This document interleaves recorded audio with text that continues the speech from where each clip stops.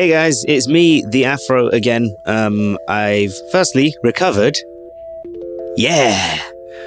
Secondly, I'm doing some more repairing, or at least I'm not doing repairing, more figuring out what's in my actual toolbox because I'm a bit weirded out by something. But before I continue, just to give you an update, the Game Gear still works. It's been like, I think maybe a week or two now, if you want to see it on there.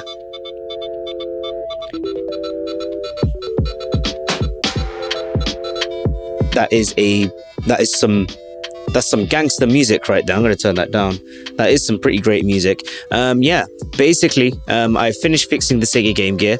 So if you want to see more about that, there's two videos.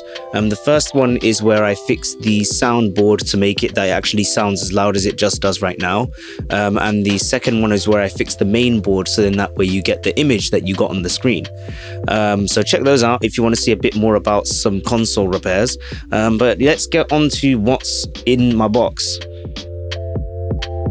Don't take that out of context. That would be very, very naughty. So here's a story, real quick. So my story is, I normally go inside my toolbox and I know what everything is and what everything does.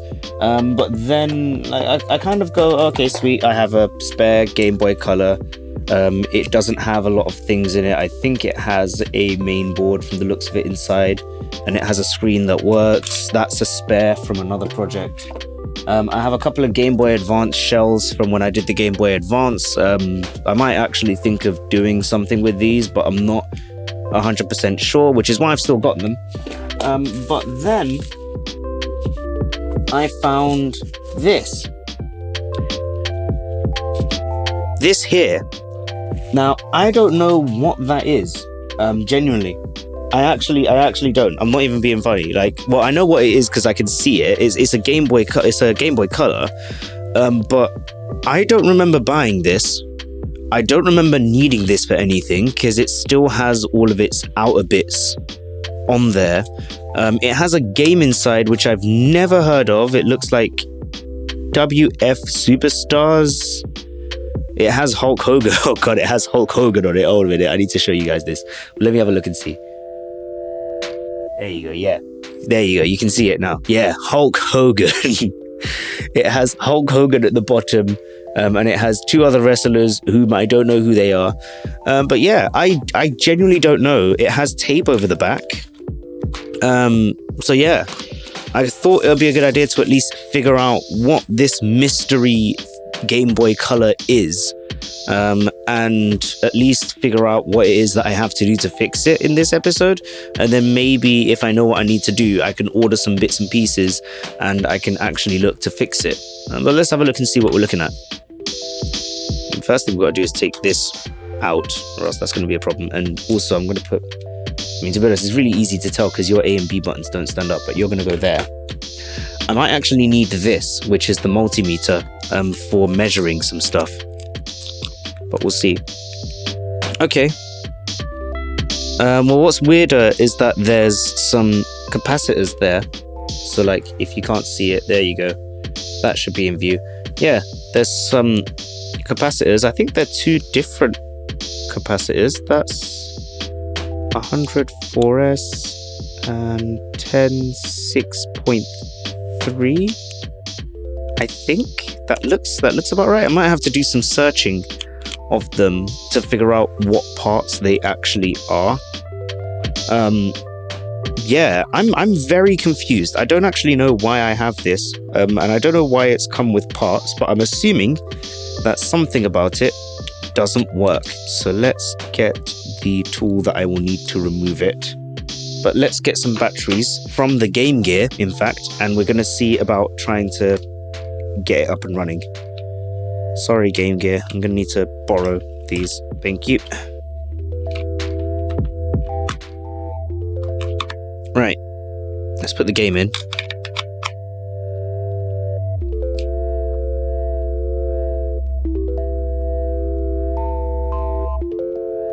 Okay. Sweet, so I'm not getting sound, and it's kind of doing a half hot, half cold thing on the screen, which is a reference to My Hero Academia, by the way. But yeah, that's what I'm getting. I mean, what's good is that it turns on, so it gets power, but I don't know what could be causing the problem otherwise. Let's have a look. I wonder why there are so many screws missing from this Game Boy. Okay, I think that's... Yeah, there's only 3 screws in here. Right. Okay. Well, there's no speaker, which is why... That explains why it's not making a sound. Someone's done a very bad job of replacing a capacitor, it looks like, inside the Game Boy Color. Ah, that is the wrong screwdriver. So yeah, the wrong screws have been put on the outside, and there's a lot of them that were missing, so yeah. Now, if I remember, this Game Boy Color I bought because someone had melted the power switch off of the Game Boy Color's main board, so there's now no way to turn it on. But other than that, it worked okay. So I took some stuff off of it. Right, so yeah, it looks like... Oh yeah, now someone's done a really bad job here. Because it looks like this is meant to be like a 100 microfarad 6 volt there. And they've kind of done like a Game Gear replacement, except that they've kind of not really soldered it that well, because it's got like lots of like bubbly randomness there. If I move the microphone back so I can move a bit more. There you go. So yeah, basically it looks like it has a lot of like scratchy randomness, which I think you can see. There you go, a lot better. Right, so yeah, this bit there is just soldered really badly, where it should be on properly. It looks like it might still function as a solder joint though, so I'm not 100% sure. The screen on this is broken, because at least it's in there, but for some reason it's not working. So what I'm gonna really quickly just test is I'm gonna take the I'm gonna take this board out, this bad one out, and I'm gonna put the new one into here with the power switch, and I'm gonna see if it turns on and if the screen at least works, because if the screen works, then at least I know what I need to do. It might just be a case of attaching a new speaker to it, which I could do because I have that speaker over there that I can take off.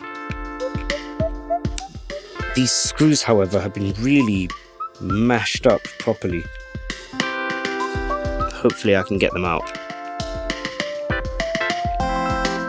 There we go. Yeah. Just looks like whoever did the repair last on this Game Boy must have just done like, they've kind of just done like a semi-bad job with it, which is annoying because then I have to fix a lot more of it. So just to give you a bit of an idea as to why I'm doing some of the things I'm doing, the reason that I'm not taking the screen out and just replacing the screens over is because I don't want to do that, because it's a lot of work, and then find out that it doesn't work. Because then it's just a lot of work to put everything back in. And at very least then I can keep track of what works between each Game Boy Color and then what doesn't. And then I kind of know what I have in my toolbox. Also, I'm wearing a red do-rag, and I kind of thought if I just wore a red do-rag while I was doing random repairs, it'd be a bit weird. Okay. Well, one of my screws fell out that was in there. Boop.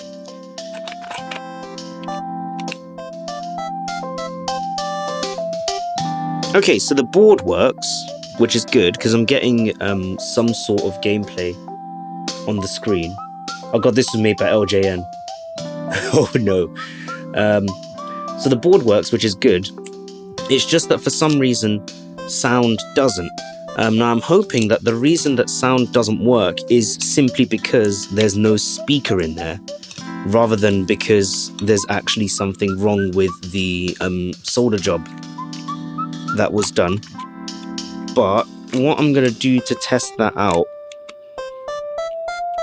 is I'm just going to check at least some of the components inside the Game Boy on this board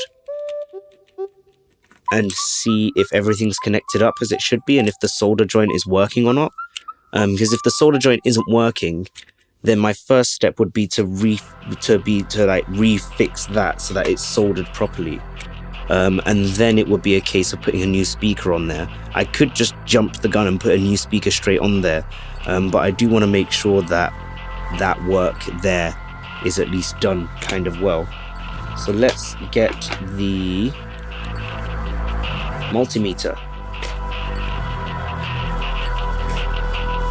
And I'm just going to do a really simple check for something called continuity, which is basically that it's connected and it works.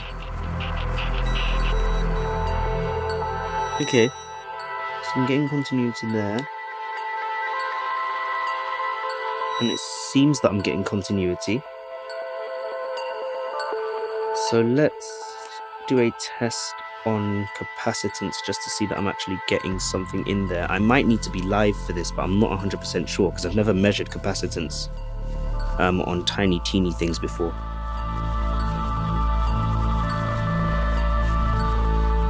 Okay, so I am getting capacitance.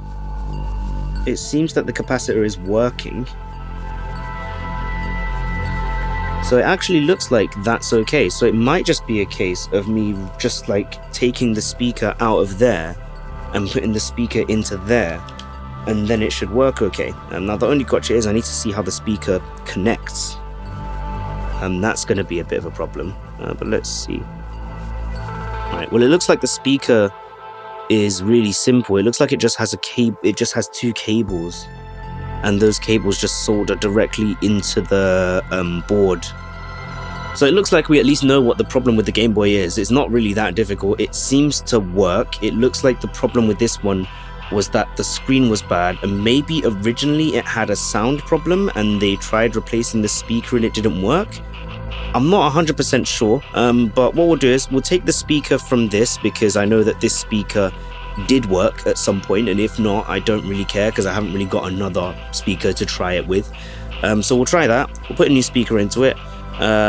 Once the new speaker's in there, then we'll test out the sound to make sure that it's good. And if the sound works, then it should just be a case of us putting a new backlit screen onto it to make it modern. Now I would do that now, but I don't actually have any desoldering braid, so I haven't got a way to take these cables off, at least not properly, and then put the new ones in properly. So I'm going to order some of that. That should take me around about maybe like a day or two to get here using the magic of Prime. And then once I get that in, then we'll have another episode where I actually maybe half fix it, at least to the point where I can then mod it. Kind of the same to my sort of like Sega Game Gear, because now it's working, I could mod it. I just need to actually wait until I can get the parts in. But yeah, thank you very much for watching. If you have any other ideas, feel free to leave them in the comments. I think that that's pretty much the only thing that I think would need to be done. The job there is a bit bad, so maybe I'll actually redo that capacitor. But other than that, enjoy the rest of your day. Bye!